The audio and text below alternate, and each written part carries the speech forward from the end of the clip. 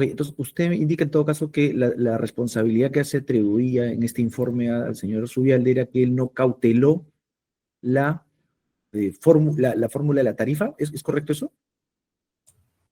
No, lo que digo es que el señor Arzubialde no se opuso, es como que terminó validando. Él podía haber observado, de hecho en algún momento me parece que hubo alguna comunicación al respecto, pero terminó aceptando la aplicación de una fórmula que, como hemos establecido en el informe, no es acorde a lo que establece el contrato de concesión. Ok, ¿y él tenía el deber de oponerse en todo caso? Él tenía el deber de representar a la municipalidad en el cumplimiento del contrato, ¿no? Es lo que hemos Claro. establecido. La pregunta concreta, doctor Deza, es si es que él tenía el deber de oponerse. Objeción, señor magistrado, ya contestó respecto a esa pregunta. Señor juez, si me permite, en principio, para tener la validez de la objeción que plantea la Procuraduría, no nos ha indicado la razón de la objeción. Entiendo que, infiero que es porque es repetitiva, sin embargo la pregunta ha sido concreta. Es sobre si es que él tenía el deber de oponerse. Lo que nos está diciendo es que él tenía algunas responsabilidades, pero no me está respondiendo si tiene un deber de oponerse o no. Siendo un contrainterrogatorio, esto tiene dos opciones. La respuesta puede ser sí o la respuesta puede ser no, más allá del argumento que utilice para justificarlo. En ese sentido, solicitamos que se desestime la objeción planteada por la Procuraduría. Si me permite, señor magistrado. No, no vamos a hacer un tema ya de esto, ya de dúplica, réplica, ¿no? Ya lo ha, ¿cómo se llama? Ya señalado. Entendemos ya cuál ha sido el esto, ¿no? El sustento, básicamente, de la objeción, ¿no? En el sentido que ya he respondido, ¿no? Sobre ese tema y también lo que ha señalado, pues, la defensa con relación a esta pregunta, ¿no? Y sobre el particular, evaluando la misma, ¿no? Entendemos que hay una pregunta específica, entiendo que en función, ¿no? A lo que precisamente ha señalado pues el testigo en cuanto a que ha señalado no se opuso, no observó, ¿no? Y en ese marco está preguntando, entendemos la defensa, si es que tenía el deber, ¿no?, de oposición. Ya nos responderá, ¿no?, el testigo, ¿no? En ese sentido se declara infundada la objeción y se habilita la pregunta. Adelante, responda al testigo. Sí, de acuerdo al desarrollo del informe de auditoría, nosotros consideramos que el señor Arzubialde debía oponerse. Ok, ¿y por qué razones consideran usted o consideraron en su momento que el señor Domingo Zubialde debía oponerse? Objeción, señor magistrado, ya es pregunta repetitiva. En la sesión que nosotros hemos examinado, señor magistrado, el doctor Deza nos ha señalado y ya especificado, digamos, el ROP. ¿Cuál era el ámbito de competencia sobre el cual, digamos, estaba sustentado el informe de control que había, digamos, inobservado el señor Arzubialde?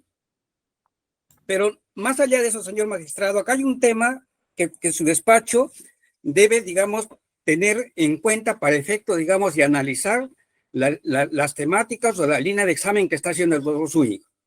¿Cuál es esto que su despacho tiene que tener en cuenta, señor magistrado? A ver, usted lo ha dicho al inicio, que este juicio que nos convoca únicamente radica en el extremo de la pretensión civil.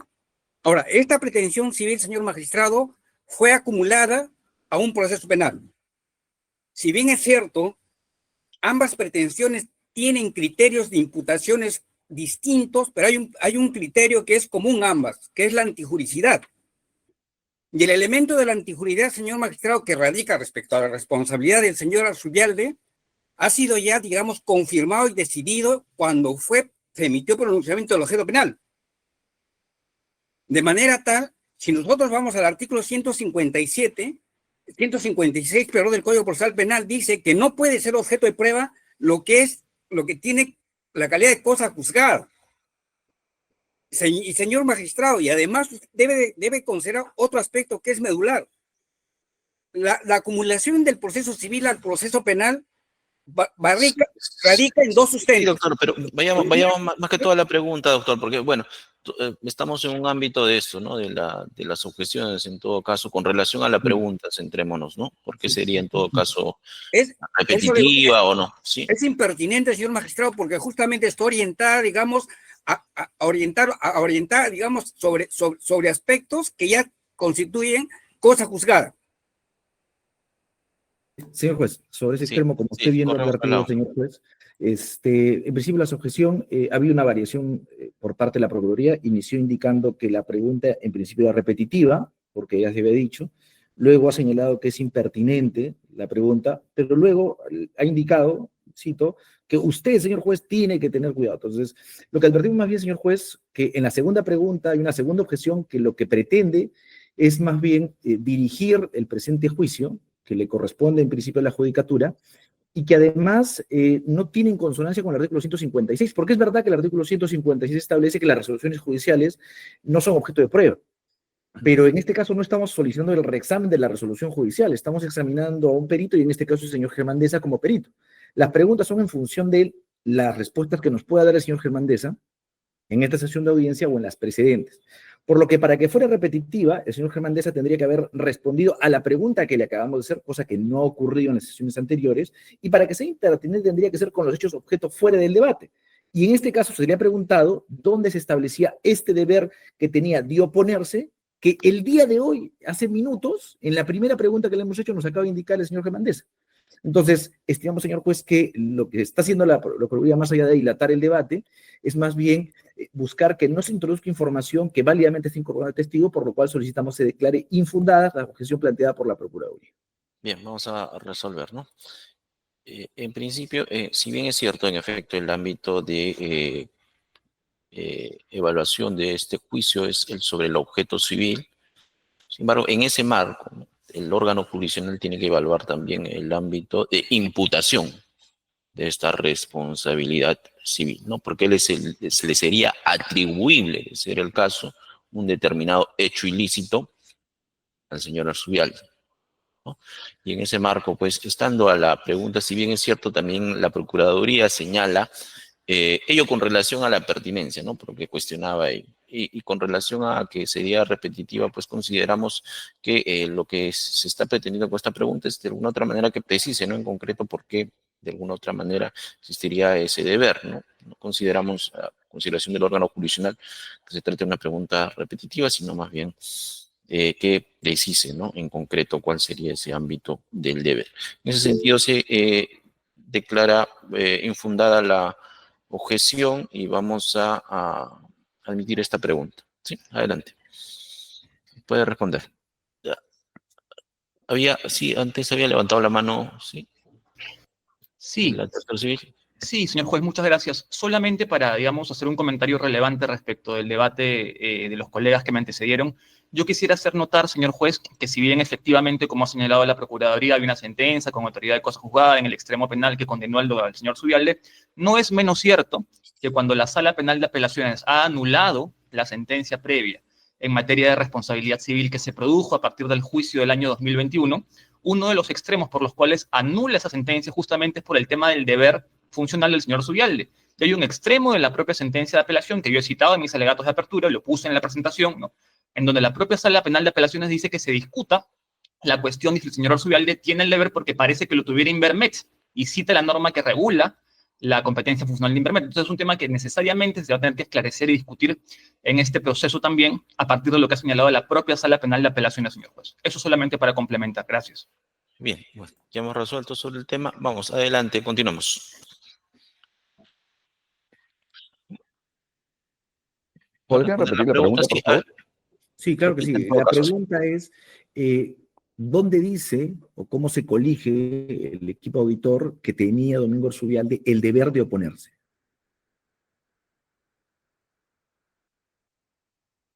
Claro, lo que hace la comisión auditora es evaluar el cumplimiento de disposiciones vinculantes. En ese sentido, se determinó que se había incumplido el contrato en la parte eh, de las tarifas al revaluar anualmente las tarifas. Y lo que advertimos es que el gerente de promoción de la inversión privada, el señor Arzubialde, lo había permitido, pues él había recibido, de acuerdo al contrato de concesión, la propuesta de tarifas de la concesionaria, del AMSAC. Esa era la oportunidad en la que él debía haberse opuesto, porque había un incumplimiento de acuerdo al contrato. Ok, ¿y esa oportunidad para oponerse a esa referencia estaba prevista en el contrato de concesión?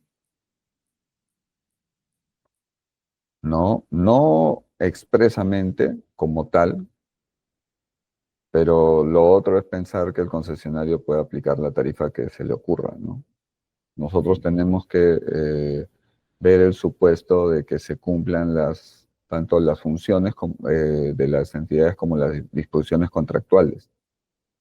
Y en ese caso, por ejemplo, GPIP tiene hasta ahora la función de administrar los contratos de concesión. Me parece que está en otros términos, pero de la gestión de los contratos de participación de inversión privada, ¿no? Como señala el ROF de la Municipalidad de Lima. Entonces, ¿usted nos quiere decir entonces que GPIP debería supervisar las tarifas? No, No debe supervisar las tarifas. Entonces, no, si no no es lo debe... que estoy diciendo. No, no es lo que estoy diciendo. Lo que estoy diciendo es que GPIP es, para todos los efectos, la Municipalidad de Lima como contraparte contractual. Y si advierte algún incumplimiento, debería hacerlo notar para corregirlo. Y en este caso, como se ha determinado en el informe de auditoría, la aplicación de la cláusula 9.9 para la actualización de las tarifas era incorrecta, no estaba pegada al contrato de concesión. Entonces, usted me dice que la GPIP debe hacer notar los incumplimientos. Ok, ya nos ha dicho que esto no está en el contrato. ¿En alguna norma legal se encuentra esta obligación por parte de la GPIP? No, lo que nosotros imputamos era el artículo del ROF que le atribuye la gestión de los contratos de participación privada, como lo señalaba ya anteriormente. Ujú. Ok, muy bien. Y ahora, al momento de revisar los incumplimientos que finalmente ustedes han advertido, ¿tomaron en cuenta la normativa municipal respecto a APPs? Sí, bueno, en estricto había una ordenanza que recogía en gran parte lo que decía la norma nacional, pero no la mencionaba. Era una ordenanza que regula la promoción de la participación privada en la municipalidad. Ujú. Ok, y este conjunto de normas que ustedes tuvieron a la vista para la elaboración de este informe, ¿se detallaron en el informe de control? No le entendí la pregunta, ¿me repite, por favor? Sí, claro, si estas normas que ustedes verificaron al momento de hacer la auditoría, se detallaron en el informe de control. Nosotros detallamos en el informe de control lo que resulta relevante. Hay cosas que se han evaluado y que no se han colocado. Lo que se ha colocado es lo que es necesario para entender lo que se expone. Ok, entiendo. Y era necesario para comprender este informe, por ejemplo, tener a la vista la ordenanza municipal 867 sobre el reglamento de promoción de la inversión privada. Sobre el extremo de las tarifas, Para efectos de este informe, concretamente, claro. o sea, el informe, como he señalado antes, abarca una serie de situaciones, hay varios incumplimientos, varias observaciones. No recuerdo que hayamos colocado algo de la ordenanza en esta observación. No lo recuerdo. Ujú. Y en todo caso, ¿cómo podríamos saber qué normas son las que ustedes tomaron en cuenta para efectos del informe? Están incluidas en la base legal del informe y a lo largo de todo del desarrollo de cada observación se van señalando las normas incumplidas o se van refiriendo como apéndices también en algunos casos. Ujú. Ok, en el informe, en la base legal del informe, no se cita la ordenanza 867, que es la ordenanza es el reglamento para la promoción de la inversión privada en Lima Metropolitana. ¿Significa entonces que no se tuvo a la vista? Significa que no fue relevante para la observación. Ok. Del mismo modo, advertimos que la ordenanza 799 tampoco se señala en la base legal del informe. Significa que tampoco fue relevante para el presente informe. ¿Cuál es la ordenanza 799? Esta ordenanza 799 es la ordenanza que establece atribuciones y funciones del órgano encargado de velar por el cumplimiento de los contratos de participación de la inversión privada local. Es la que le atribuye la supervisión a Invermet. Es la que atribuye varias funciones, dentro de ellas la supervisión. Ya. No, lo teníamos en el contrato. Ok, pero en todo caso no se tomaron en cuenta ninguna de estas ordenanzas. No resultó relevante para la... No es que no se tomó en cuenta, no... Entendimos que no cambiaba la figura, no sumaba, no restaba, teníamos el contrato. Ok, para tomar esa decisión de que no era relevante para efectos del informe, ¿se revisó su contenido o simplemente estimaron que con el contrato era suficiente? No, debemos haber revisado el contenido. No lo recuerdo en realidad, pero sí sabíamos de la existencia de la ordenanza. Ok, ahora vamos con el otro. Este informe de auditoría 303, ¿recuerda qué es lo que concretamente le atribuye a Domingo Arzubialde? No, en términos exactos, no. Ok, le vamos a poner a la vista para que por favor lo pueda revisar y nos pueda explicar al respecto.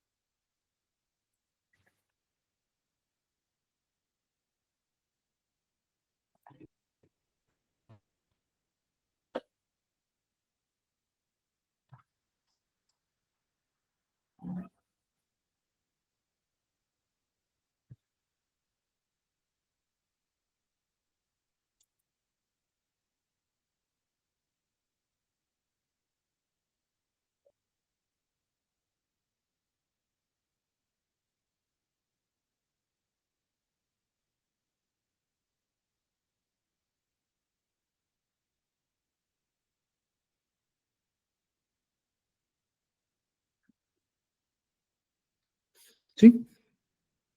¿Ok? Muy bien, pues nuevamente le pregunto, concretamente podría precisarnos cuáles fueron los hechos que le atribuyeron al señor Domingo Arzubialde. Haber validado el uso de una fórmula basada en el 100% de IPC para el reajuste tarifario por parte de la concesionaria. Ok. Esta validación del parámetro al que nos he hecho referencia estaba previsto en el contrato. Me refiero concretamente si es que esta obligación de validar está establecida en el contrato, en alguna ordenanza municipal o norma legal. No, como hemos señalado anteriormente, el procedimiento, digamos, para el reajuste tarifario no es muy claro en ese sentido, pero sí prevé el traslado del concesionario al concedente y con una opinión del supervisor. Ok, entonces no hay un marco legal que sea muy claro, como usted nos está indicando, y en todo caso, ¿a quién le corresponde determinar la fórmula del reajuste tarifario? La fórmula de reajuste tarifario está señalada en el contrato. Está escrita, no como una fórmula, pero se puede reproducir, digamos, para efecto de los cálculos. Es lo que hace la municipalidad, lo que hace el concesionario, lo que ha tenido que hacer en su oportunidad la comisión auditora para poder evaluar el procedimiento de si el reajuste tarifario se ha efectuado conforme al contrato. ¿Y quién debe verificar si es que el reajuste tarifario se ha realizado conforme al contrato? O sea, todos tienen que cumplir el contrato. en estricto las partes, ¿no? Quien realiza el reajuste tarifario es el concesionario, pero tiene una contraparte. Ujú. Pero en todo caso, ¿todos tienen la obligación en todo caso de realizar el reajuste tarifario? ¿Eso es lo que nos está diciendo? No, no. El reajuste tarifario lo tiene que efectuar y sustentar el concesionario y lo traslada al concedente. Lo El trae al consejo. concedente, y el concedente ve si es que lo acepta o si está mal, debe observarlo. Ok, ese deber de El punto- observarlo, ¿dónde está contenido? Objeción, señor magistrado, ya son preguntas repetitivas, redundantes, ya que se llama, ya el doctor Deza ha respondido esa pregunta que viene haciéndola ya de distinta forma y en varias oportunidades, señor magistrado. Sí, sí se cobra traslado, defensa. Sí, señor magistrado, en realidad nosotros hemos preguntado por el cierre, ahora estamos preguntando ya por el reajuste tarifario. Me parece que ahí ha habido alguna confusión, pero estamos preguntando ya sobre el reajuste tarifario. Por ende, la pregunta no es repetitiva. Sí, a ver, sí, ya hemos escuchado ya bastantes esto, en la serie de preguntas que he formulado sobre el deber, ¿no? Y dónde estaría contemplado y si estaría en el contrato, ¿no? Y consideramos en efecto ya que este punto ya lo ha respondido ya ¿cómo se llama? El testigo. Vamos a declarar fundada la objeción. Otra Ok, pregunta. ya, claro, ok, señor juez. Señor Deza, del informe de control que usted advirtió, ¿cuántos reajustes tarifarios tuvo conocimiento el señor Domingo Arzubialde? No recuerdo. Ok, pero en todo caso, ¿usted recuerda si esto se precisó en el informe de control?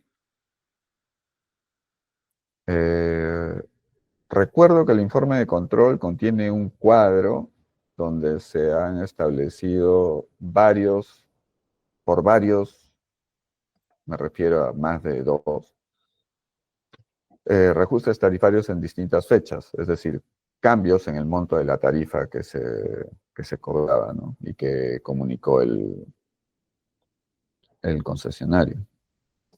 Sí, varios. La Ok, cantidad no varios. recuerdo. Ujú. Bueno, Ok, pero en todo caso, hace un momento le pusimos a la vista el informe de control y le pusimos a la vista para que usted lo pueda revisar los hechos que se le atribuyeron a Domingo Arzubialde. ¿Correcto? De esos hechos, en esos hechos no se hace referencia a algún reajuste tarifario, o sí. Si gusta, se lo puedo volver a poner a la vista para que lo recuerde, en todo caso.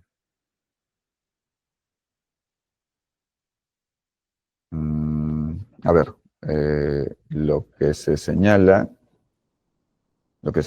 el informe, y el informe, claro, seguro en la parte que usted me ha indicado no lo dice, lo dirá en otro lugar.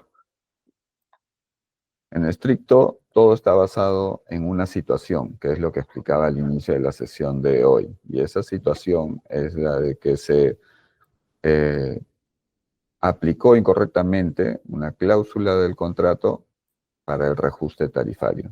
Se aplicó en términos distintos a los que dice el contrato. Y ahí, en esa situación, que a lo largo del tiempo se generó al inicio de la explotación en la primera fijación tarifaria y después se mantuvo en otras siguientes actualizaciones de la tarifa, y eso es lo que se ha evidenciado en el informe. Correcto. Señor Deza, en todo caso, retrocedemos un poco. ¿Este informe de control versa solamente sobre el señor Arzubialde o versa sobre otros funcionarios? El informe de control versa sobre la ejecución contractual y va sobre la Municipalidad Metropolitana de Lima, en principio.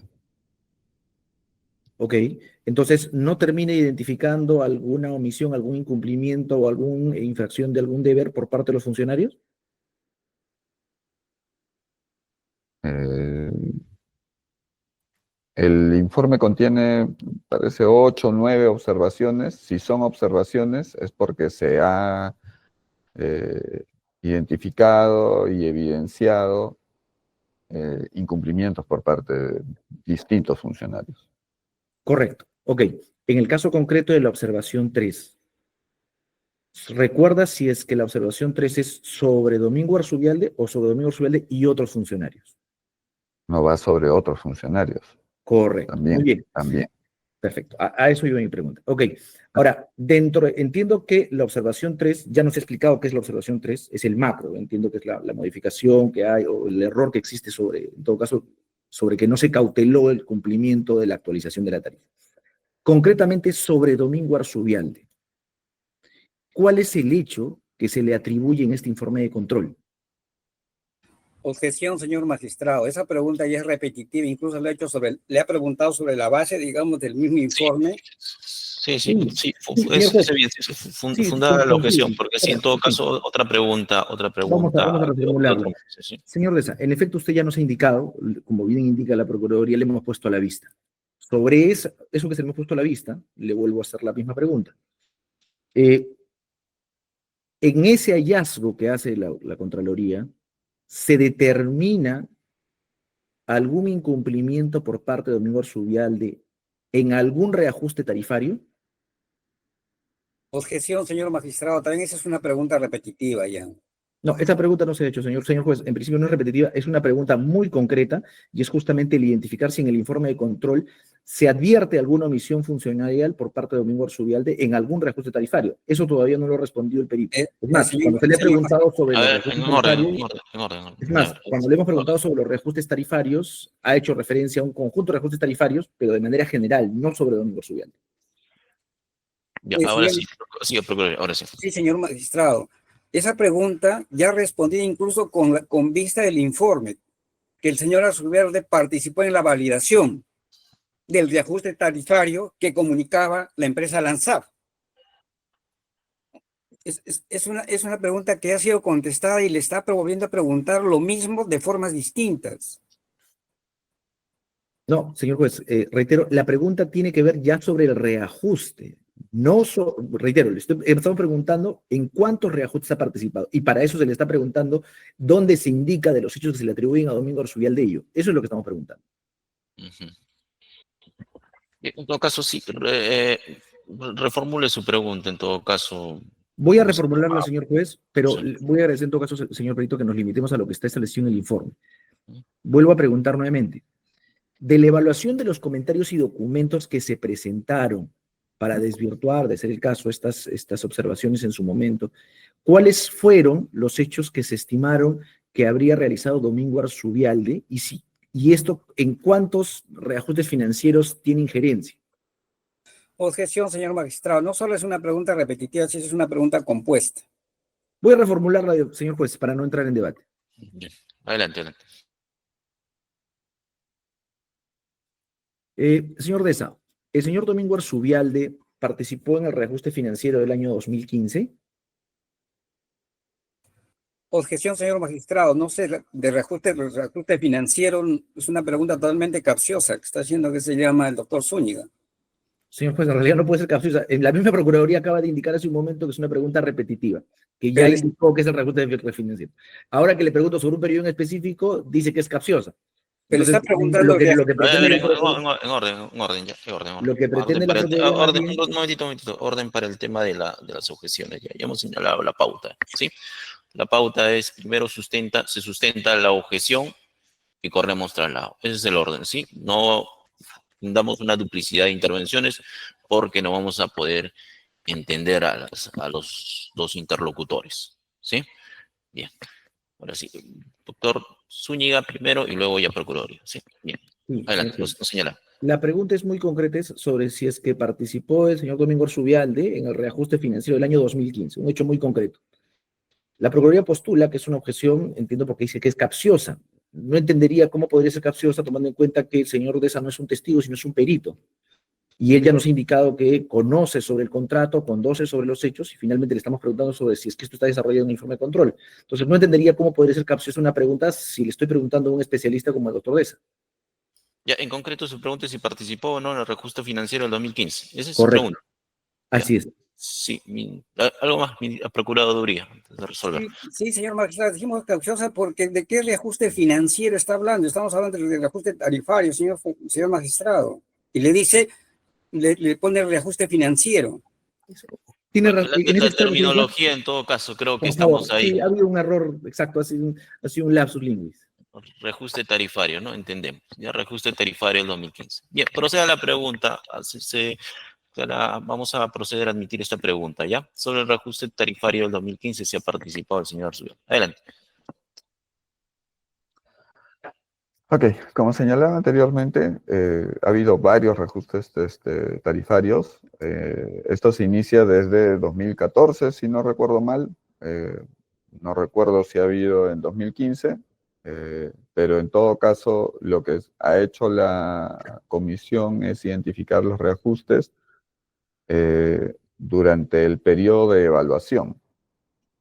La participación del señor Arzubialde, pues, tiene que haber sido durante su gestión como gerente de promoción de la inversión privada. Ok, durante la gestión del señor Domingo Arzubialde como gerente de promoción de la inversión privada. Ok. En concreto, entonces, ¿cuál era la participación? Ahora la pregunta es sobre la gerencia de promoción de la inversión privada, va a venir la pregunta. ¿Cuál era el rol de la gerencia de promoción de la inversión privada en el contrato de concesión al que hacemos referencia? Nuevamente, ¿no? El contrato de concesión no se refiere a unidades de organización dentro de una entidad. Los contratos de concesión típicamente hacen mención a un concedente. Y el concedente ya dentro de su propia organización distribuye sus funciones conforme a sus normas internas. En este caso le corresponde a la GEPIP la representación de la municipalidad como concedente en la administración de los contratos de concesión.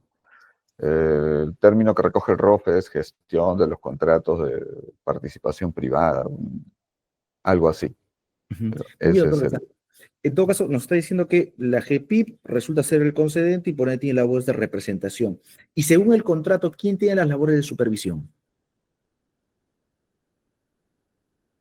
Perdón, no le escuché bien. Claro que sí. Usted nos ha dicho que la GEPIP es el concedente y por ende tiene en todo caso el rol de representación. Yo le pregunto, conforme al contrato de concesión, ¿quién tiene las labores de supervisión? Supervisión como tal le corresponde a Invermet. Ok, muy bien. Ahora, cuando hablamos de supervisión como tal, ¿qué involucra o qué labores le asigna el contrato a Invermet? La verificación del cumplimiento de las cláusulas, obligaciones, disposiciones contractuales. Dentro de ellas, las referidas al reajuste tarifario. No hace distingo, tienen que estar dentro de... Ok. Muchas gracias. Eso es todo, señor juez. No tenemos más preguntas. Bien. Reinterrogatorio. ¿Recurría a formular? El doctor Arrieta creo que levantó la mano. Sí, a ver, doctor. Sí, doctor Arrieta. Sí, señor juez, como usted recordará, en la sesión anterior la Procuraduría hizo referencia a la posibilidad de hacer redirectos o volver a reinterrogar a los testigos que ya habían participado. Nosotros en realidad nos opusimos a esa posibilidad y nos oponemos también en esta oportunidad de que se hagan redirectos o que se vuelva a examinar a los testigos que se examinaron, porque eso, señor juez, para comenzar, a ver, no solamente va a dilatar todo el juicio, si su despacho abre la puerta a la posibilidad de hacer redirectos a todos los testigos, todas las partes que intervenimos en este proceso vamos a tener el mismo derecho. Entonces vamos a poner a hacer redirectos, recontrainterrogatorios, que en la práctica es volver a duplicar lo que ya se preguntó la primera vez. En segundo lugar, a través de esta práctica del redirecto, que además no está regulada en la norma procesal, no hay ninguna norma que habilite a hacer un nuevo examen directo cuando ya se hizo uno, ni tampoco un contraexamen adicional cuando ya se hizo el primero, ¿no? Lo que hace es trastocar una ventaja procesal que la ley le concede a las partes acusadas. Porque a través del redirecto lo que se pretende es que el actor civil, o en su caso la fiscalía, ¿no?, pueda tener la posibilidad de cerrar con sus preguntas el debate, ¿no? Y en realidad la ley lo que prevé es que son las partes acusadas, por el hecho de estar acusadas, por el hecho de estar expuestas a una pretensión que viene del actor civil o de la fiscalía, ¿no?, las que tienen la posibilidad de, a través de sus preguntas, preguntando al final, en todo caso, tener la posibilidad de cerrar el debate a través de sus preguntas, ¿no? Y eso es así porque justamente le corresponde esa ventaja procesal a las partes acusadas. Entonces, señor juez, nosotros muy respetuosamente, por supuesto, nos oponemos a la posibilidad de que se habiliten redirectos y también recontrainterrogatorios, ¿no?, a lo largo del juicio en general, porque consideramos que va a estar dilatorio, porque consideramos que va a trastocar la normativa procesal y, digamos, la configuración establecida en el código respecto de las prerrogativas que le corresponden a cada una de las partes en el proceso, ¿no? Básicamente eso, señor juez. Gracias. Bien, sí, sobre el particular, Procuraduría. Sí, simplemente, señor magistrado, que se declara infundada la oposición porque nos dice que la posibilidad de hacer redirecto trastoca la normativa procesal, pero sin embargo no nos señala efectivamente qué principio, qué norma procesal específicamente trastoca, digamos, hacer esta línea del redirecto. Ahora, la línea del redirecto o recontra interrogatorio, digamos, no trastoca ningún principio procesal. Lo que hace que se llama es posibilitar que se llama al juzgado de que entre información de calidad para que pueda que se llama el juzgado emitir los juicios de fundabilidad con mayor conocimiento o digamos con mayor actividad probatoria posible.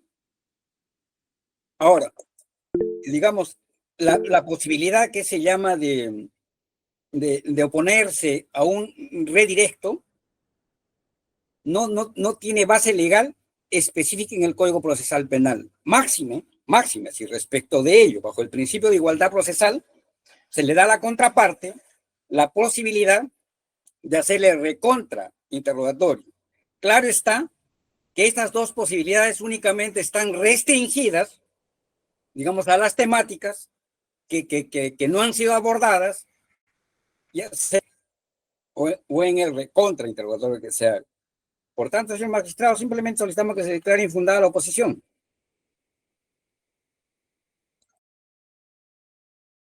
A ver, por último, levantar la mano. Sí, doctor Zúñiga primero y por último y el doctor Carlos. Sí, señor juez, nosotros nos adherimos a la oposición que está planteando la defensa de la persona jurídica, en razón a que, en efecto, en principio el Código Procesal no habilita la posibilidad de un recontrainterrogatorio. No hay un marco legal que así lo habilite.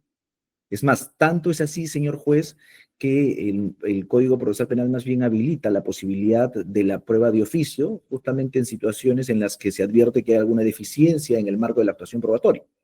Lo contrario podría llevarnos más bien a continuar de manera ilimitada con un interrogatorio permanente y del recontra interrogatorio a fin de terminar acreditando esto y dejando en manos de la judicatura en qué momento se agota este interrogatorio contra interrogatorio. El Código Procesal Penal habilita básicamente al interrogatorio y al contrainterrogatorio, y si alguna de las partes, más aún en un caso como en el presente, donde digamos que estamos llevando el presente de juicio por tercera vez consecutiva, donde todas las partes procesales ya más o menos conocemos las hipótesis de cada una de las partes procesales, y por ende, el único que podría advertir la necesidad de conocer mayor información sería la judicatura, y la herramienta para ello es la excepcional prueba de oficio. En ese sentido, señor juez, estimamos que no habiendo un marco legal que lo habilite, correspondería dar por cerrada el examen del test, del perito que en este momento se encuentra presente en audiencia.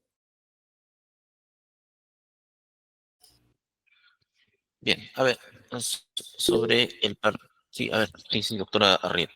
Gracias, señor juez. Solamente Muchas gracias, señor juez. Solamente para contestar los argumentos de nuestro colega de la Procuraduría, el doctor Espinosa. Señor juez, a ver, a mí me llama la atención que se diga que no hay base legal para oponerse a la posibilidad del contraexamen, cuando en realidad la propia posibilidad del contraexamen ni siquiera va a estar regulada. O sea, ¿cómo va a haber base legal para oponerse a algo que no está regulado, ¿no? Si no está regulado, se entiende que no existe esa posibilidad y eso es todo, ¿no? Existe algo llamado principio de legalidad procesal, ¿no?, conforme al cual el procedimiento tiene que conducirse bajo las reglas que están expresamente mencionadas en el código. Esa es la regla general, ¿no? Y existe otro principio que también es importante tener en consideración para esta cuestión, que además va a ser determinante para el resto del juicio, porque vienen más testigos y más peritos después del doctor Deza, que es el principio de celeridad, señor juez. Acá estamos volviendo a llevar a cabo un juzgamiento que ya fue anulado en el extremo civil dos veces, porque la primera vez que se llevó a cabo el proceso penal contra el señor Arzubialde y se le condenó, se anuló el extremo civil, esa ya fue una anulación. Luego hubo otro juicio civil en el 2021, ¿no?, que se ha anulado hace poco en el 24, fue la segunda anulación, y ahora estamos en el tercer juicio civil. Entonces se entiende, por lógica y en aplicación de este principio de celeridad, que hay que conducirlo tampoco, por supuesto, a toda velocidad o desconociendo garantías procesales, pero, digamos, tratando de ir dentro de las normas procesales lo más rápido que sea posible, conforme a las garantías que existen, ¿no? Entonces, señor juez, si nosotros vamos a habilitar la posibilidad de hacer exámenes, contraexámenes y luego de estos un redirecto y un recontrainterrogatorio, esto se va a dilatar. Cuestión muy diferente, señor juez, muy diferente, es que su despacho considere, con todo el derecho del mundo y con todas las prerrogativas del mundo, que después de que las tres partes ya hemos preguntado, hay cuestiones que todavía deben ser aclaradas y que su despacho directamente le haga preguntas aclaratorias a los peritos, a los testigos o a quien venga a declarar a este juicio. Eso está totalmente habilitado y yo no tengo ninguna objeción respecto de eso. Pero si se va a permitir a todas las partes que vuelvan a preguntar, eso trastoca ciertamente el orden procesal que está establecido en el código, ¿no? Mi colega me dice que no he citado ningún artículo del código específicamente. Bueno, no tengo a la mano el número del artículo, pero creo que todos conocemos que efectivamente hay un artículo del código que establece un orden para preguntar, que es el que hemos seguido en este proceso. Primero la fiscalía, que no está, actor civil, tercero civil y el acusado al final. Y hay una razón por la cual se sigue ese orden, que es la que ya mencioné en mi intervención anterior. Entonces, señor juez, muy respetuosamente solicito a su despacho descartar la posibilidad de llevar a cabo redirectos y recontrainterrogatorios, y más bien, si su despacho tiene la necesidad o considera necesario aclarar algo que no haya quedado debidamente esclarecido por las preguntas de las partes, le haga usted directamente las preguntas que considere pertinentes, en este caso al perito y en los siguientes a los testigos o peritos que vengan. Muchas gracias.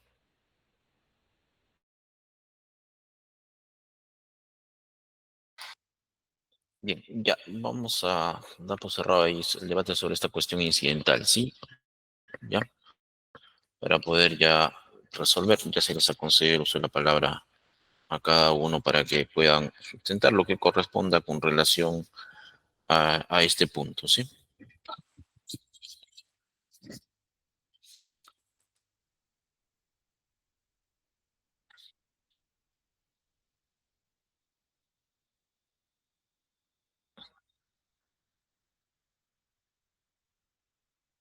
Bien. A ver, sobre esta cuestión, este órgano jurisdiccional considera lo siguiente, ¿sí? A ver, dentro del Código Procesal Penal tenemos principios y tenemos reglas, ¿no?, procesales, en particular sobre el desarrollo del juicio oral, interrogatorio a testigos, peritos, acusados, entre otros. En particular, ¿no?, a la regla procesal, ¿no?, es el artículo 378, ¿no?, del Código Procesal Penal, específicamente, ¿no?, el que regula el examen de testigos y peritos, que también debe ser concordado con algunas disposiciones referidas a la declaración del acusado, porque también así lo hace referencia dicho precepto procesal.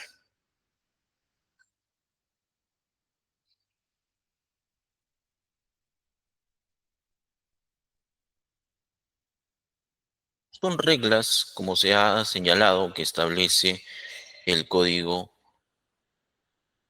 Procesal Penal, ¿no? Así como también existen técnicas, ¿no?, de litigación que no están, ¿no?, específicamente regladas, ¿no?, pero que en la práctica, ¿no?, se adopta. Pero más allá de ello, ¿no?, si bien es cierto, ¿no?, el Código Procesal Penal señala el orden sobre el interrogatorio de estos testigos, en particular, conforme ya hemos señalado, el artículo 378, y da cuenta de que corresponde en primer lugar el interrogatorio de las partes que ha ofrecido la prueba y luego las restantes.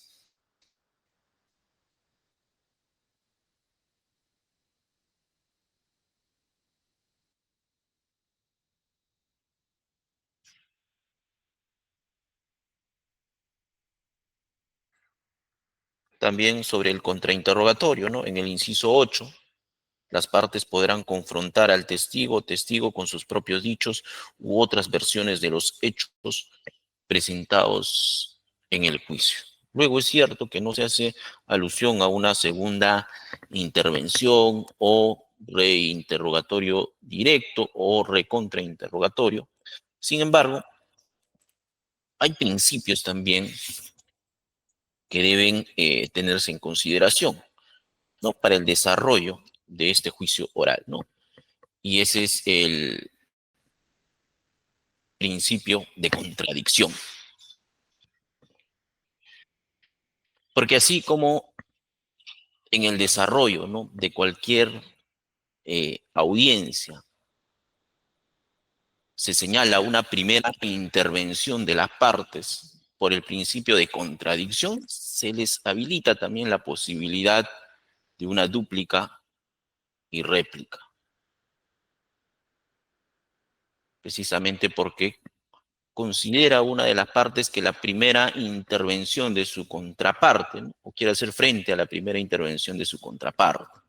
En este caso, precisamente, ¿no?, se entiende que la Procuraduría lo que pretende es hacer frente a las primeras preguntas que han sido formuladas por la contraparte, en este caso, la defensa o el tercero civil. Ahora, no es que se trate de un nuevo interrogatorio en el cual el testigo va a declarar nuevamente sobre todo el informe, o tampoco es un mecanismo para suplir alguna omisión por parte de la Procuraduría en alguna pregunta que se le olvidó en su primera intervención. No es esa la finalidad, sino es poder aclarar o confrontar algún punto que, a consideración del de repente de la Procuraduría, habría quedado en cuestión con relación a las preguntas que se le han formulado en el interrogatorio, y de igual modo, ¿no?, vía contradicción también se le permitirá sobre esos puntos, primero, o esa segunda intervención que ha tenido la Procuraduría,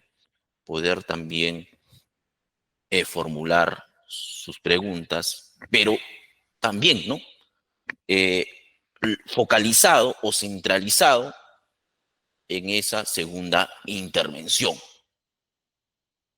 Repito, no es una segunda intervención para interrogar sobre todo o suplir omisiones, sino básicamente en esencia es para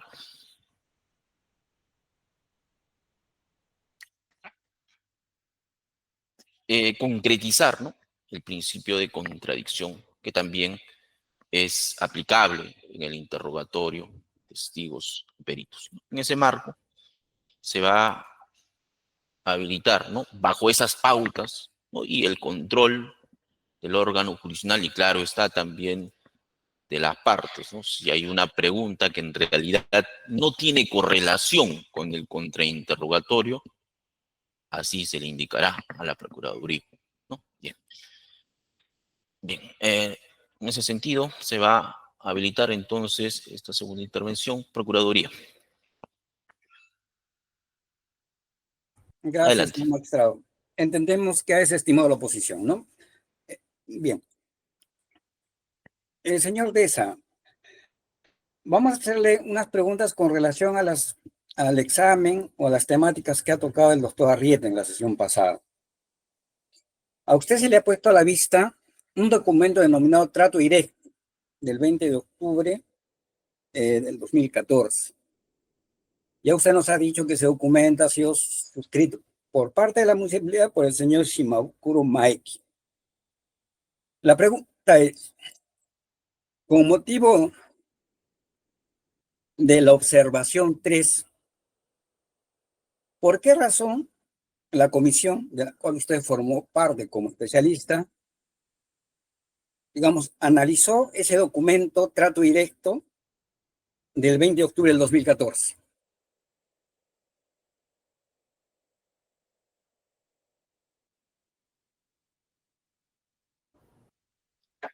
Como señalaba anteriormente, Esta observación, la observación 3, es el resultado de un procedimiento. Este procedimiento está orientado a verificar si se había cumplido con las disposiciones vinculantes sobre el reajuste tarifario.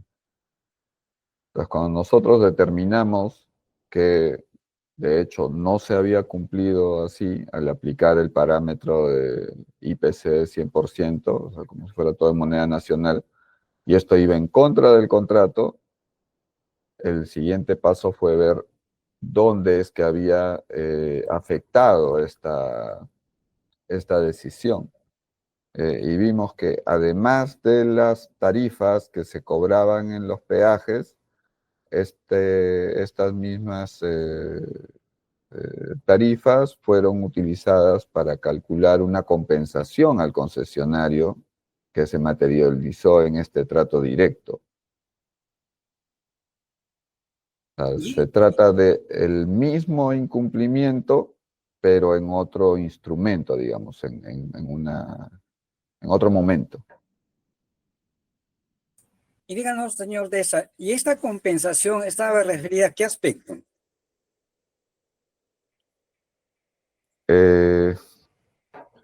Era un acuerdo, digamos, un acuerdo de compensación, entonces se materializó en el acta de acuerdos, que estaba referido a un menor ingreso que señalaba el concesionario porque se había demorado el inicio de la explotación de la concesión. Con el inicio de la explotación de la concesión, los peajes pasan al control del concesionario y por ende puede recabar ingresos en ellos.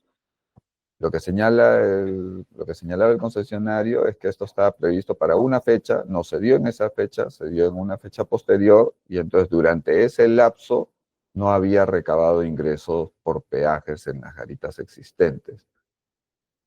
En efecto, sí hubo un periodo de demora. Lo que identificamos en el informe de control fue que cuando se va a determinar, a calcular el monto de la compensación por ese periodo, se utilizó esta fórmula que daba en una tarifa más alta. Entonces hay un plus que estaba siendo cobrado en contra de lo que decía el contrato. ¿Y usted recuerda cuál era ese periodo, digamos, de compensación que reclamaba la ANSAC? El inicio de la explotación, si mal no recuerdo, es el 5 de octubre, entonces tiene que haber sido hasta el día previo, hasta el día 4 de octubre, debe haber sido del 1 de julio de 2013 al 4 de octubre de 2013. O sea, de julio del 2013 a octubre del 2013. Es el periodo. Sí, sí. Y díganos, ¿cómo se estableció, de acuerdo a la comisión, cómo se estableció este monto de compensación? Objeción, señor juez, repetitiva. Por otro lado. Un segundo, solamente para fundamentar, señor juez, antes de correr por un lado. Ya. Sí, adelante. Quería decir, es repetitiva porque ya el doctor Deza explicó, y lo acaba de decir, y creo que también lo dijo en una sesión anterior, ¿no?, que en realidad justamente el problema ha sido que se produjo un cálculo empleando la fórmula que la comisión estimó equivocada. ¿No? La misma fórmula que se empleó para realizar el reajuste tarifario se empleó también al momento de hacer el cálculo para la compensación que está comprendida en el trato directo del 2014. Entonces, ese es el mecanismo y ya lo respondió anteriormente, por eso consideramos que es repetitiva. No, señor magistrado, no es repetitiva porque le estamos preguntando justamente en ese periodo que nos ha dicho el señor que se llama doctor Deza, del 2 de julio del 2013 a octubre del 2013. ¿Cómo se estableció, digamos, la compensación en ese periodo? Estamos entrando justamente en ese periodo. Bien, en todo caso, para que precise ese punto, vamos a declarar infundada la objeción. Adelante, testigo. La compensación durante ese periodo se estableció mediante una operación relativamente simple, que es calcular la tarifa que se aplicaba en ese momento por la cantidad y considerando el tipo de vehículos también que habían pasado. Esto había sido proporcionado por el concesionario en su demanda y validado en el análisis por parte de la municipalidad. Y como señalaban ya también los representantes del concesionario y de la Procuraduría, sí se hizo considerando la misma fórmula, aplicándola del mismo modo que en el reajuste tarifario que se señalaba anteriormente, ¿no? En cada Aplicando periodo. únicamente entonces el ponderador del 100% del IPC. Objeción Sí, correcto. suscrita. Y díganos, señor Deza, Bueno, y de acuerdo, digamos, a los términos contractuales, ¿cómo se debió, digamos, aplicar en la fórmula del reajuste tarifario los parámetros, digamos, en este periodo que se ha establecido que reclamaba, digamos, lanzar del 2 de julio del 2003 al 5 de octubre del 2003? Objeción, señor juez, repetitiva. Es lo mismo que ya dijo el doctor Deza en su primera intervención cuando fue sometido a examen directo por parte de la Procuraduría. La pregunta principal que le hizo la Procuraduría en la primera sesión del examen directo fue ¿cuál es la diferencia entre la forma como se calculó el reajuste tarifario y la forma como se debió calcular? Y el perito ya explicó que el reajuste se hizo empleando la variación del 100% del IPC, que eso no fue lo correcto, etcétera, etcétera. Está volviendo a repetir lo mismo que ya preguntó la primera vez, señor juez. Sí, señor magistrado, pero si me permite, justamente estamos entrando en el periodo específico de ese periodo, digamos, de exceso y compensación. Es necesario, digamos, que nos diga el doctor Deza cómo fue en ese periodo, digamos, de compensación. Sí, doctora Arrieta, adelante. Señor juez, el doctor Deza ya dijo que fue igual. No es oponerme por oponerme, no es que no quiere que ingrese la información porque ya ingresó. O sea, digamos, realmente es lo mismo. Ya dijo que fue igual, acaba de decir que fue igual. Es más, cuando yo me opuse la pregunta anterior diciendo que el doctor Deza iba a responder que fue lo mismo, mi objeción fue desestimada y el doctor Deza ha respondido diciendo que fue lo mismo, ¿no? Entonces, al final del día, es lo mismo, él ya explicó, ¿no? Que la forma de calcular la compensación en el trato directo se hizo empleando la misma fórmula de reajuste tarifario que ya fue considerada como errada en su primera intervención, que ya la Procuraduría nos explicó a través de las preguntas, ¿no? Y además quiero precisar que, conforme a lo mismo que ha señalado la Procuraduría en otras intervenciones, ¿no? Tampoco es que el doctor Deza pueda dar mucha información adicional a la que ya nos dio, porque él no es el experto para cálculos. Para toda la parte que tiene que ver con el cálculo de las fórmulas y los resultados matemáticos que se pueden haber llevado a cabo, va a venir después el perito Iván Inocente a hablar sobre eso. Entonces, por esas consideraciones, señor juez, solicitó su despacho declarar fundada la objeción. La objeción es repetitiva. La objeción es porque la pregunta es repetitiva e impertinente. A ver. Sí, Si me permite, sí. señor juez. No, ya hemos escuchado. Solo un tema nada más para poder resolver, ¿no? A ver, siempre se ha preguntado ampliamente sobre la fórmula de reajuste, ¿no?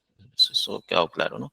Entendemos lo que la Procuraduría está señalando un periodo en específico, ¿no? ¿Cuál es su periodo que señala? Del 2 de julio del 2013 al 5 de octubre del 2013, señor magistrado. Estamos centrándonos en ese periodo. Ya, pero en todo caso, para que efectos de que no sea repetitiva, ¿no? Y quede establecido si ese ha sido, pues, en todo caso, ha sido las mismas observaciones o la misma fórmula que se ha llevado en este periodo, para no entrar en cuestiones repetitivas con relación al periodo, nada más. A ver. Sí, señor magistrado, justamente ese periodo, le estamos diciendo, en el periodo del julio del 2013 a octubre del 2013, de acuerdo a los términos contractuales, a la cláusula específicamente 9.9 del contrato, ¿cuáles fueron los ponderadores que debieron aplicarse para el reajuste tarifario? Eso lo estamos preguntando, señor magistrado. Ahora, la información la ingresa el órgano de prueba, no el abogado. Nosotros le hemos preguntado, digamos, en el directo no hemos tocado ese tramo del trato directo. Quien ha ingresado a esta temática es el doctor Arrieta. Por eso que estamos entrando a ese periodo específicamente. Bien, a ver, sí, por último, defensa. Gracias, señor juez. Solamente para concluir, cuando el perito dice lo mismo, todos entendemos lo que la frase lo mismo significa, ¿no? Y el perito ya dijo que se empleó de la misma manera, ¿no?, la fórmula considerada errada por la comisión. Eso es, o sea, el periodo puede ser diferente, pero la forma como se ha calculado la tarifa para llevar a cabo o establecer la compensación por ese periodo de tiempo es la misma que ya fue materia de preguntas, señor juez. Por eso decimos que es lo mismo. Porque el perito lo ha dicho, no porque yo lo diga. Eso es, Bien, gracias. en todo caso que precise para cerrar este punto, ya si ha sido lo mismo, si ha querido decir eso el testigo perito. A ver, adelante.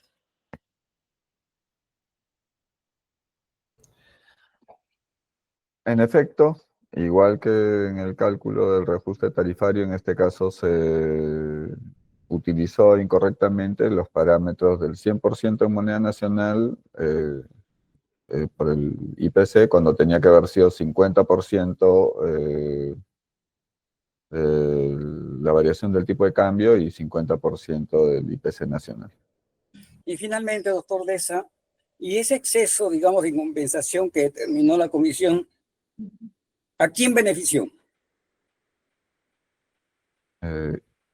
Al igual que en el caso anterior, los ingresos van al concesionario. O sea, el beneficio, este exceso percibido, va al concesionario. Bien, muchas gracias, señor Deza. No más preguntas, señor magistrado, por nuestra parte.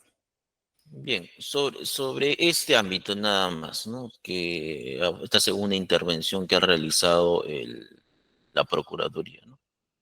Van a formular preguntas, ¿sí? Defensa del actor Sí, civil, sí, señor juez. perdón, del tercero civil o del procesado, ¿sí? Sí, yo también, señor juez, pero digamos, quisiera hacer preguntas en todo caso, no solamente sobre esto último que ha sido materia de las respuestas que acaba de darle a las repreguntas de la Procuraduría, sino también respecto a algunas que hizo el colega de la defensa, el señor Arzubial, ¿no? Aprovechando la ocasión, ya que estamos en un recontra interrogatorio, entonces podemos volver a preguntar sobre lo que fue materia de preguntas previas que no haya quedado claro, con su venia. Bien, en todo caso, centrado sobre los puntos. Bien, adelante. Gracias. Señor magistrado, sí, solamente previamente a eso. Si bien es cierto, usted, digamos, sobre la base del contradictorio ha posibilitado el recontra, digamos, que se llama recontra interrogatorio, lo que sí no está permitido es que la defensa haga el recontra interrogatorio, digamos, respecto a las preguntas también de la defensa de otro acusado. Se supone que el recontra es el directo que hace, digamos, la contraparte, hace procuraduría, no respecto, digamos, a lo que hace que se llama digamos, en este caso, la línea de la defensa de otro acusado. Creo que, por lo menos, ese debe ser el límite. Bien, sí, había levantado la mano también. Sí, señor juez, esta defensa no encuentra observación a las preguntas que se pretende plantear, pero habíamos adelantado justamente que el habilitar la figura del recontra interrogatorio iba a habilitar situaciones como estas. Si me justo yo, señor juez, estando que a una de las partes se ha habilitado, creo que es importante entender que la textura de este proceso en específico tiene algunas particularidades. Primero porque entiendo que el ANSAC no tiene la misma condición que mi patrocinado. En tanto que mi patrocinado tiene una condena penal en su contra, y entiendo que la participación del ANSAC es en tanto que es un tercero civilmente responsable, pero sin complicidad criminal. Entonces, la participación aquí es como si esto fuera un proceso civil donde cada una de las partes tiene cierta autonomía respecto a sus pretensiones y donde finalmente no necesariamente se va a vincular a una con otra parte, por lo que, habiéndose abierto la puerta, yo creería que incluso podría, y vamos a evaluarlo en su momento, lo consultaremos con la judicatura, señor juez, si es que las preguntas del doctor Arrieta hubiera, y estimásemos necesaria hacer alguna pregunta aclaratoria, también solicitaremos lo oportuno a la judicatura. Bien, a ver, nuevamente vamos a sentar las bases sobre este punto, ¿no? Hemos habilitado en virtud del principio de contradicción y de manera excepcional y en la medida centrado a determinados puntos referidos principalmente a lo que ha sido objeto de la primera intervención.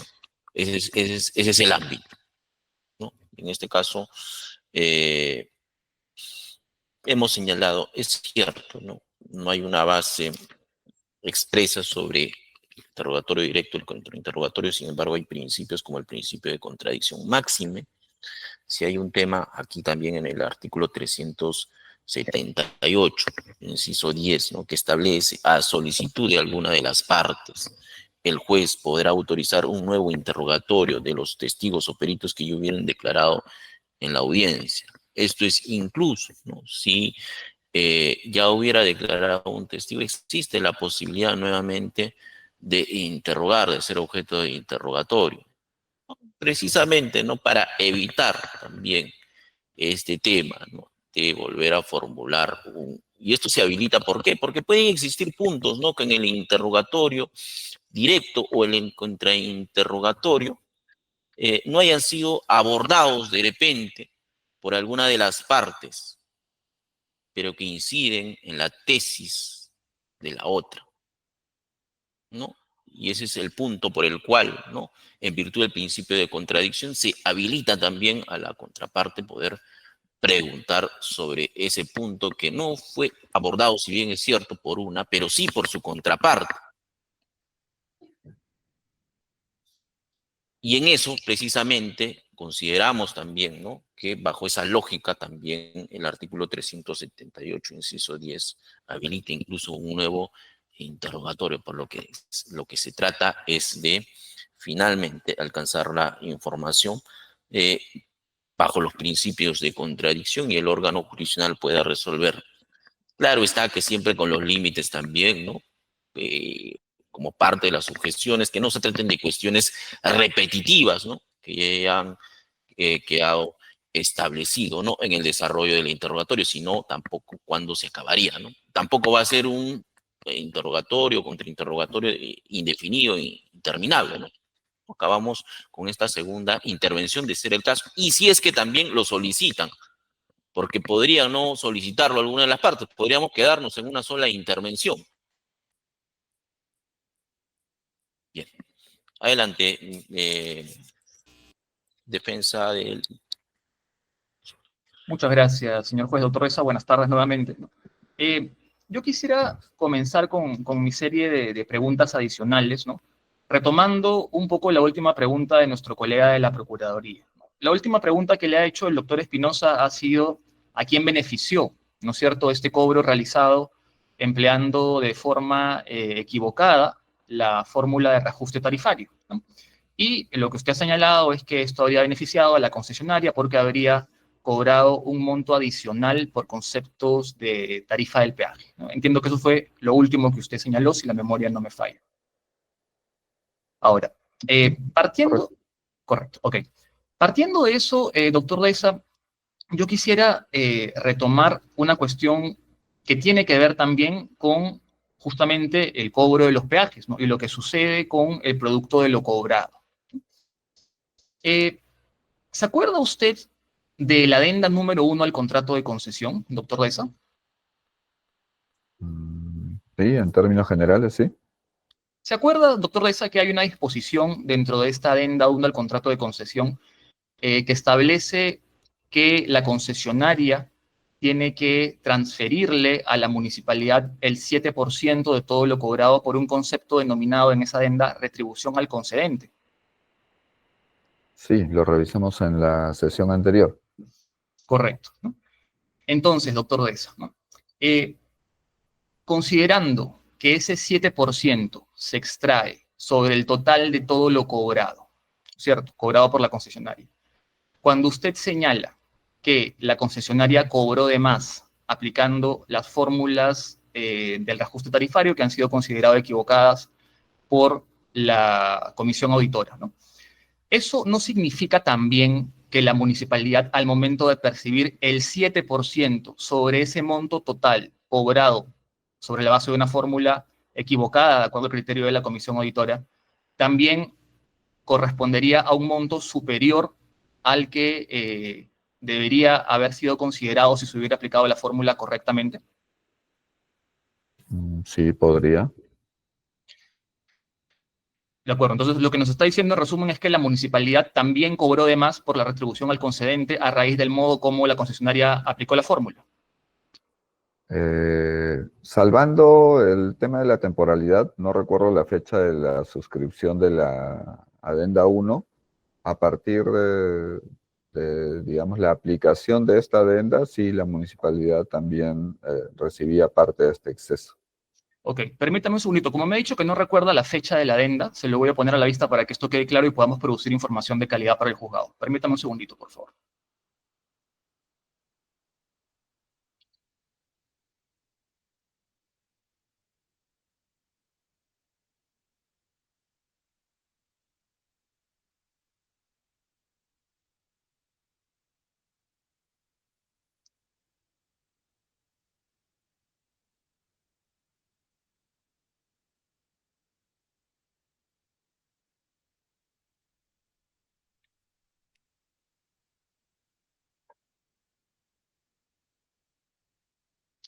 Señor juez, con su venia le pido permiso para exhibirle al perito ESA la adenda 1 del contrato de concesión que se encuentra a fojas 1600 del tomo 4 del expediente judicial. Bien, adelante. Gracias.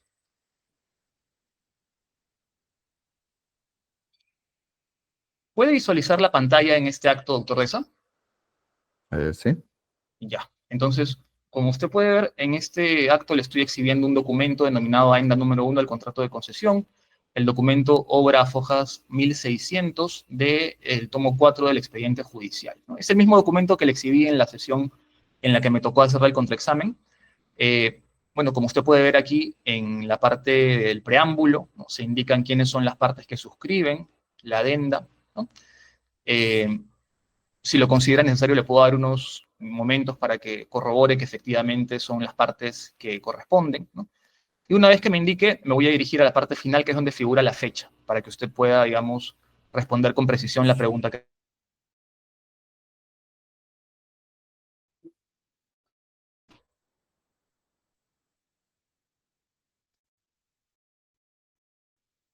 La transmisión, pero, o sea, por mí este es el documento que revisamos antes, podemos ir a la fecha de suscripción. Perfecto, doctor Reza. Permítame un segundito entonces para moverlo ahí.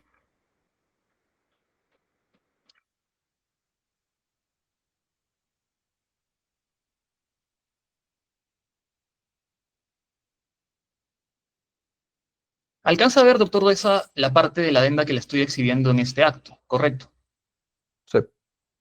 ¿Nos puede indicar de qué fecha es la adenda 1 al contrato de concesión? Según el texto, fue suscrita el 13 de febrero de 2013. De acuerdo, doctor Reza. Gracias. Efectivamente, esa es la fecha que se indica en la adenda 1 al contrato de concesión. Entonces, considerando que la adenda 1 al contrato de concesión, como usted lo ha señalado, en base a la revisión del texto del documento, data de febrero del 2013, ¿no?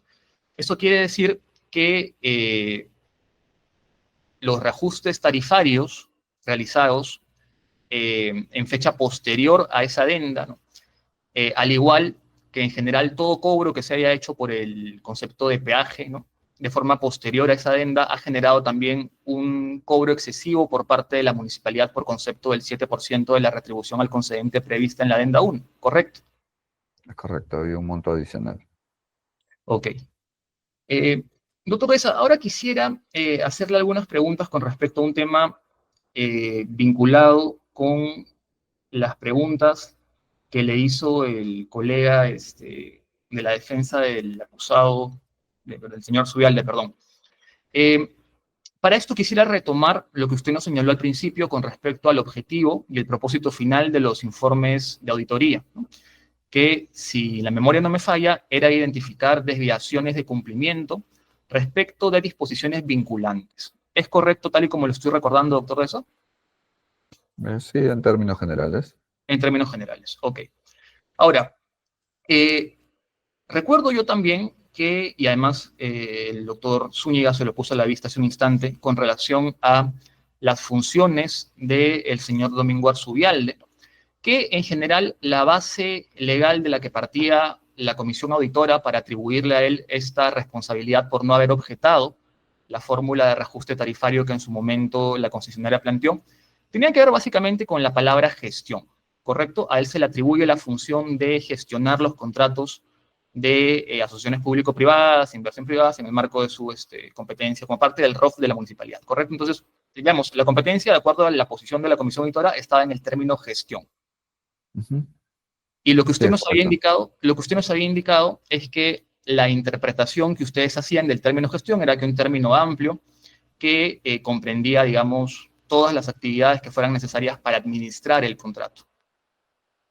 Sí. Pero recuerdo también que usted había reconocido que, si bien esta era la posición suya y de la comisión auditora en general, también era cierto que no se indicaba expresamente en el ROF, en lo que tenía que ver con las funciones de la gerencia de promoción de la inversión privada, la función de objetar la fórmula de reajuste tarifario o de supervisar. Expresamente no se indicaba. ¿Esto es correcto, doctor Reza? Es correcto, no hay una función específica que lo señale. Correcto. Entonces, digamos, A pesar de que no se indica expresamente esto, sin embargo, la posición suya y de la comisión editora es que vía interpretación se puede entender y se debe entender además que le correspondía a este señor Arzubialde, a la gerencia de promoción de la inversión privada en general, ¿no? Objetar la fórmula si es que ésta se alejaba de los parámetros del contrato. Es así, ¿verdad? Entiendo que esa es la posición. Sí.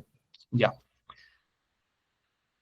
Si esa, digamos, ese deber o esa obligación en todo caso, ¿no?, de objetar la fórmula de reajuste tarifario no está expresamente mencionada en el ROF en lo que tiene que ver con las funciones de la gerencia de promoción de la inversión privada, doctor Deza, ¿cómo puede ser vinculante si no está expresamente mencionada y es el fruto de una interpretación como usted lo ha señalado? Objeción, señor magistrado, y es pregunta repetitiva. Traslado, por favor, doctor. Señor juez. Bien, Si me permite ver. sustentar, señor magistrado. Ya. Primero sustente. A ver, ya el doctor Deza, no solo, digamos, en el directo, sino en el contra que le ha hecho el doctor Zúñiga, nos ha dicho que la función, digamos, atribuida al señor Arzubialde está sobre la base, digamos, de su ámbito de competencia funcional que tiene que ver con la gestión de los contratos suscritos. Lo ha señalado de manera, digamos, reiterativa. Entonces, ya las preguntas y la temática que pretende ingresar, que se llama el doctor Arrieta, sobre la base, incluso le ha preguntado, digamos, que si eso es la interpretación, digamos, de la comisión o del doctor Les. Entonces, ya es una pregunta, digamos, reiterativa, incluso que rebasa, señor magistrado, que se llama el tema de hacer un contra o recontra interrogatorio. Bien, y además, tenga presente, señor magistrado, finalmente, el recontrainterrogatorio, según las reglas, digamos, de la litigación que usted ha hecho referencia, sobre la base del principio de contradicción, es para el directo, sobre el directo, el redirecto. No puede haber, digamos, un recontrainterrogatorio del contrainterrogatorio. O sea, eso no quepa, digamos, ninguna regla de litigación sostiene, digamos, esa posibilidad. Porque se hace contrainterrogatorio del directo, recontrainterrogatorio del redirecto, pero no hay recontrainterrogatorio del contrainterrogatorio, señor magistrado. Por tanto, digamos, ya abrirle la puerta al doctor Arrieta de que haga preguntas respecto a las preguntas que hace el doctor Zúñiga es abrir un recontrainterrogatorio a un contrainterrogatorio. Y eso sí, digamos, no admite, digamos, la regla de la litigación. El recontrainterrogatorio está para el tema del directo, que hemos hecho nosotros. Por eso es que se les posibilita a ellos hacer incluso preguntas sugestivas. Por tanto, señor magistrado, nos oponemos, que se llama, a esa línea de examen que está haciendo el doctor Arrieta sobre las bases de las preguntas que ha hecho el doctor Zúñiga. Sí, a ver, sí, doctor Arrieta. Muchas gracias, señor juez. Como ya hemos convenido en realidad todas las partes procesales, ¿no?, lo cierto y concreto es que no hay base legal ninguna que regule la figura ni del reexamen, ni del reexamen directo, claro, ni del recontrainterrogatorio, ¿no? El doctor Espinosa hace referencia a una serie de reglas de litigación, ¿no?, pero esas reglas no están comprendidas en la norma, de manera que el despacho tiene un grado de discrecionalidad para admitir en qué términos se permite un contraexamen y un recontraexamen y un reexamen directo, ¿no? Cuando la Procuraduría volvió a preguntar sobre la forma como se había calculado el tema del trato directo, estaba repreguntando respecto de un tema que ya había sido materia incluso del examen directo formulado por la propia Procuraduría. Porque cuando comenzó las preguntas del actor civil con respecto al tema del objetivo del informe, yo recuerdo perfectamente que se leyó la sumilla de la observación 3, en la que se hace referencia al tema del trato directo, ¿no? Y brevemente el perito explicó que eso se debía a que también había temas de un cálculo indebido verificado con relación al tema del trato directo, incluido en ese extremo de la observación. A pesar de eso, se le ha permitido ahora al actor civil hacer una serie de preguntas vinculadas con el modo como se calculó el reajuste tarifario relacionado con el trato directo o la fórmula que se empleó, ¿no? Se hacía referencia a que supuestamente estaba referido a un periodo en particular, pero ya el perito había dicho que era lo mismo, ¿no? Entonces, en la medida en que no está regulado y se le ha permitido esa flexibilidad al actor civil para hacer preguntas que están vinculadas con cuestiones que fueron tocadas en alguna medida en preguntas previas o interrogatorios previos, nosotros solicitamos que también se nos permita a nosotros hacer preguntas que, si bien pueden haber sido abordadas en algunas medidas en otras preguntas formuladas por otras defensas o incluso por la propia, ¿no?, requieren una aclaración porque son pertinentes para lo que se va a resolver, ¿no?, y por un tema de igualdad de armas en última instancia, señor juez. Esos son nuestros argumentos. Por eso solicitamos a su despacho declarar infundada la objeción de los colegas de la Procuraduría. Gracias. Bien, a ver, sobre esta cuestión ya hemos resuelto anteriormente, ¿no? Porque ya se ha planteado esta cuestión anteriormente antes de ingresar a este segundo plano de intervención, ¿no? Y hemos señalado incluso las razones por las cuales consideramos que se debe habilitar esta segunda intervención, ¿no? Que, bueno, bajo las técnicas de litigación oral se está señalando el reinterrogatorio directo o un recontrainterrogatorio, ¿no? Pero lo cierto es la base que hemos sentado, el principio de contradicción, porque incluso hemos anotado el inciso 10 del artículo 378, habilita, no obstante haber interrogado ya a las partes, solicitar un nuevo interrogatorio, ¿no? Y hemos establecido también las bases del mismo, ¿no?, de carácter excepcional, y en la medida que alguna de las partes lo soliciten, y en este caso lo ha solicitado precisamente la Procuraduría, y eso ha habilitado pues también, como no puede ser otra vía contradicción, las demás partes tengan esa posibilidad. En esa medida se está habilitando. Distinto hubiera sido, ¿no?, que la Procuraduría no hubiera señalado que iba a formular una segunda intervención. Ahí hubiera concluido la declaración del testigo. Pero es la Procuraduría quien ha solicitado esta segunda intervención, y en ese marco, vía contradicción, también se le habilita esto a las contrapartes, ceñido o focalizado también a esos puntos, ¿no? En ese sentido, bien, ya hemos resuelto sobre ese punto, no vamos a hacer mayor incidencia ya durante el desarrollo también porque ya estamos fijando también las pautas, ya, durante el desarrollo de los interrogatorios posteriores, ya eso es lo que ya se está resolviendo en lo sucesivo, ¿sí? No vamos a hacer mención ya sobre este punto, ¿sí? Bien. Y con relación a la pregunta específica, ¿no?, entendemos, hay una cuestión que está añadiendo en su pregunta, que es si era vinculante o no, o por qué considera que es vinculante o no esta interpretación, ¿no? En ese sentido, vamos a habilitar esta pregunta, vamos a declarar infundada la objeción. Adelante, testigo. Agradecería al doctor Arrieta si me puede repetir la pregunta. A ver, en concreto nada más, doctor Arrieta, ¿sí?, sobre la pregunta que ha formulado, la última. Sí, señor juez, cómo no. Doctor Reza, la pregunta que yo le había formulado era que, atendiendo a lo que usted nos había indicado, en el sentido de que no estaba expresamente recogido en el ROF este deber que, según la comisión auditora, tenía el señor Arzubialde de oponerse a la forma como la concesionaria pretendía calcular la tarifa, ¿no?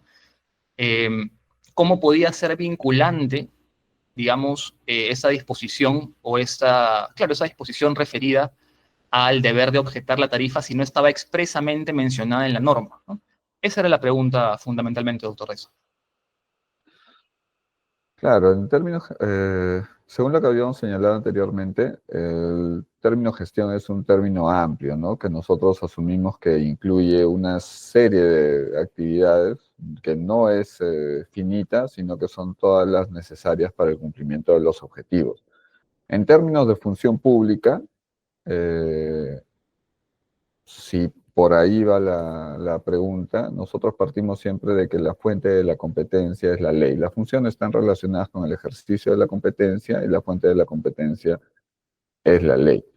Y la ley se termina, digamos, reflejando en los instrumentos internos de cada entidad pública, o sea, si estamos hablando de función pública. Típicamente en el ROF. Y la ley, en este caso la Ley de Procedimiento Administrativo General, por ejemplo, señala que la atribución de competencias sobre funciones generales incluye también, como que subsume la atribución de competencias sobre tareas menores que son necesarias para el cumplimiento de la función principal que se atribuye. O sea, eso en términos generales, no sé si eso es lo que contesta a su pregunta. Quizás la pregunta que le voy a formular a continuación ayude un poco a esclarecer el punto, ¿no? Doctor Besa, ya que usted ha hablado de la ley, ¿no es cierto? ¿Hay alguna ley que diga que las interpretaciones que realiza la comisión auditora en el marco de estos exámenes de cumplimiento o auditorías de cumplimiento que se formulan son vinculantes? ¿No? Ok. Gracias, doctor Besa, lo voy a dejar ahí. Gracias. Bien. Sí, señor juez. Doctor Zúñiga, sí, a ver. Sí, muy Adelante. brevemente, señor juez. Doctor Deza, usted nos ha indicado que en el informe de auditoría se había contemplado a diversos funcionarios, además del señor Domingo Arzubial. Dentro de esos funcionarios estaba también incorporado o incluido en este informe el señor Jaime Shimabukuro Maeki. Objeción, señor magistrado. Es una temática que nosotros no hemos abierto, digamos, que se llama, ni mucho menos que se llama el doctor Larrieta tampoco. Sí, Sí, señor sí, juez, si me sí, permite. sí, No, sí. señor juez, si me permite sustentarlo, por favor. Señor juez, lo que ocurre es que se le ha preguntado sobre el trato directo y ese trato directo lo suscribe la persona sobre la cual estamos haciendo referencia. Entonces, las preguntas que se le habilitó a la Procuraduría son sobre el trato directo y el trato directo está suscrito por el señor Shimabukuro. Entonces, la pertinencia de la pregunta guarda justamente relación sobre los hechos que se le atribuyen al señor Shimabukuro, que son justamente la suscripción del trato directo que usted ha habilitado se pregunte al señor Germández. Por otra, la Procuraduría para poder resolver. Eh, Nosotros insistimos de que nosotros no hemos abierto temáticas de responsabilidades que se llama de funcionarios, digamos, para abrir una posibilidad de preguntar respecto de ello. Ni mucho menos tampoco, digamos, en el criterio que usted ha señalado, el doctor Arrieta. Señor juez, sobre el respecto, Y usted, Sí, y si me ya permite, vamos a resolver. Sí, ya hemos escuchado ya ampliamente las argumentaciones, ¿no? De ambas partes para poder resolver la cuestión. Sí. Bien, en efecto, revisando las preguntas que han sido materia de, ¿cómo se llama?, de esta segunda intervención, que es a lo que nos ceñimos, ¿no? Consideramos, pues, que no se ha aludido específicamente a otros funcionarios, ¿no? Como para habilitar esta pregunta con relación al funcionario que ha aludido eh, la defensa del procesado, ¿no? En ese sentido, vamos a declarar fundada esta objeción, esta pregunta vinculada estrictamente a lo que ha sido materia de esto, ¿no? De esa segunda intervención. muy Adelante. bien. Bien, pues, señor doctor Germándeza, se le ha preguntado concretamente sobre el acta de cierre de trato directo del 20 de octubre de 2024. ¿Usted recuerda con precisión quién suscribió esta acta de cierre de trato directo?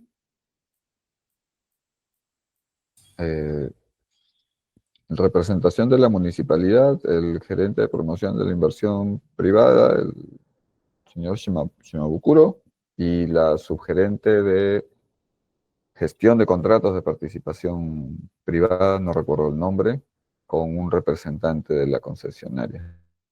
Muy bien. Entonces, el señor Shimabukuro fue quien suscribió esta acta. En ese sentido, señor Deza, el señor Shimabukuro fue comprendido en el informe de auditoría que hemos hecho referencia.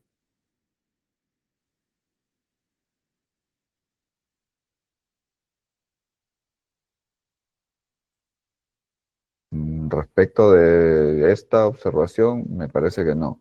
No estoy seguro.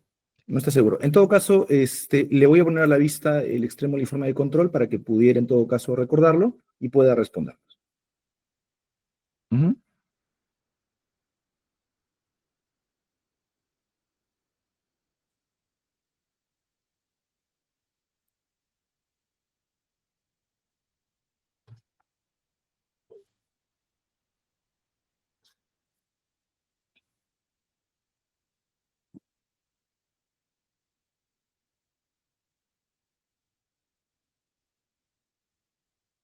Ok, sí está entonces. Ujú. Correcto, muy bien. Entonces, le hago la pregunta al respecto es, ¿por qué estuvo comprendido el señor Jaime Shimabukuro en este informe de control? Por haber suscrito el trato directo. Así Correcto, señalamos. muy bien.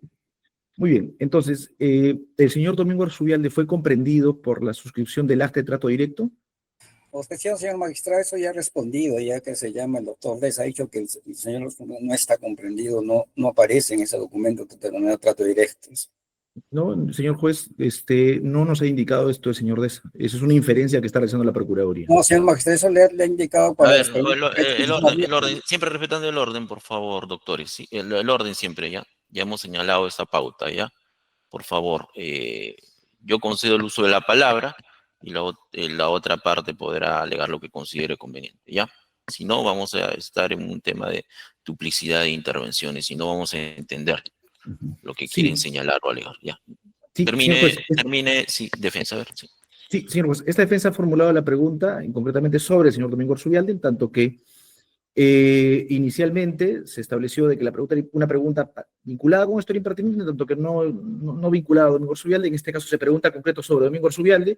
La Procuraduría plantea que es repetitiva, sin embargo, el señor Germán Deza no ha pronunciado respuesta sobre la pregunta en una sesión anterior, ni mucho menos en las preguntas que ha hecho la Procuraduría en esta sesión, que es donde se ha reaperturado sobre este extremo de acta de trato directo. Por lo cual la pregunta no podría ser repetitiva. Bien, ¿cuál es la pregunta en concreto que está señalando? Sí, la pregunta es si es que el informe de control atribuye la participación de Domingo Arzubialde en el acta de trato directo.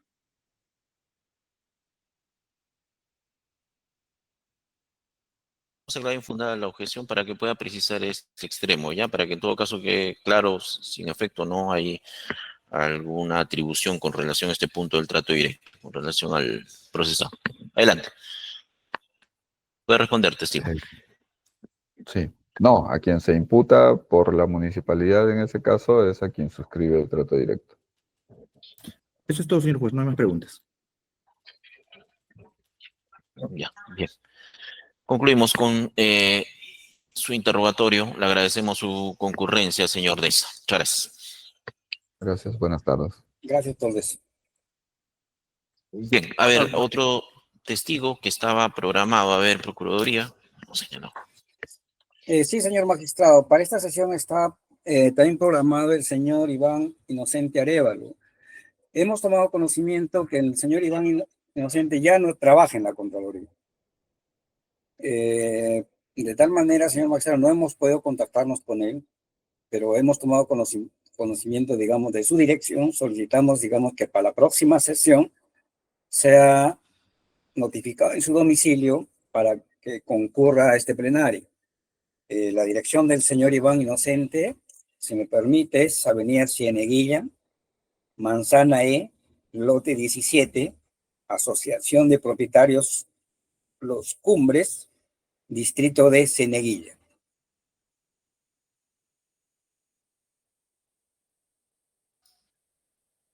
En esa dirección, señor magistrado, hemos citado el señor Iván Inocente para la próxima sesión, en todo caso sería, ¿no? Ya, bien. Y el señor Iván Inocente Arévalo, ¿no? Ya. Sí. Bien, se va a disponer entonces la notificación a dicho testigo de la especialista, ¿ya? Bien, ¿hay otro testigo que haya convocado su lugar? No, señor magistrado, nos digamos, de acuerdo al cronograma, era el señor Iván Inocente Arévalo, el segundo testigo que presentaba Procuraduría. Ya.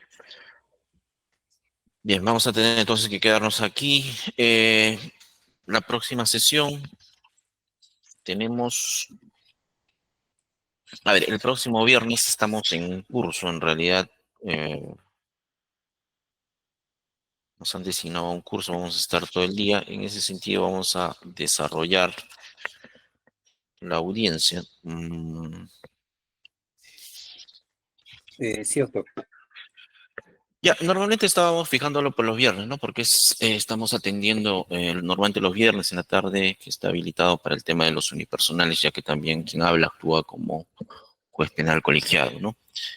Sin embargo, hemos indicado que este viernes no se va a poder, el próximo, ¿no? Que correspondería, no podríamos porque tenemos un curso oficial al cual debemos acudir todo el día, ¿no? De manera presencial, ¿no? Vamos a hacerlo en ese sentido el día martes, ya que hay una parte que tenemos habilitado para poder realizar, en todo caso, esta audiencia. El día martes a las 2:30, ¿está bien? 2 de la tarde y Señor juez, media, disculpe. 14:30. Señor juez, disculpe, ¿se refiere al martes 27 o al martes? Martes 3, martes 3. Ok. Martes 3. A las 3:30, dijo, perdón, 2:30. 2:30, 2 de la tarde y media, 14:30 horas. ¿Está bien? ¿Y hasta qué hora más o menos tenemos programado en esas fechas, señor magistrado? Ahí sí podemos avanzar en la tarde, ¿no? Como ahora está habilitado. No tenemos ningún inconveniente para avanzar en la tarde, durante la tarde, ¿no? Por eso más bien ¿cómo se llama? No sabemos si persista ese tema del señor Inocente Arévalo, también tomar las previsiones, ¿no? A ver, ¿qué otro Sí, testigo tendría que nosotros eventualmente? vamos a tratar de convocarlo también, señor magistrado, pero sin perjuicio de ello solicitamos que se le curse la notificación, digamos, para que... Ya. ¿Qué Sí. otro testigo también vendría? ¿Qué otro testigo también vendría? Porque eventualmente también podría alcanzar el tiempo, o si no, en su caso no venga, pues podríamos abordar otro testigo. Vamos a coordinar, señor magistrado, con cualquier otro miembro de la comisión, pueda ser el doctor Morales, quizás, vamos a coordinar. Ya, doctor Morales, porque también falta el doctor Valencia, ¿no? Valencia, creo que él en Sí, Valencia, ¿no? sí, Ya, coordina en todo caso, no sé si es con el testigo Valencia o con Morales, ¿ya? Ya, bien, en correcto, caso haya alguna eventualidad con el señor Inocente, ¿ya? Para correcto, poder señor continuar. magistrado. Bien, Listo. bien. Damos por concluido por esta sesión ya la grabación de esta audiencia, siendo las 4:16 horas, perdón, del día Bien, 23 de mayo de 2025. buenas tardes con todos. Gracias, señor magistrado. Buenas tardes. Buenas tardes a todos y muchas Gracias. gracias. Buenas tardes con todos. Gracias. Hasta luego. Buenas tardes.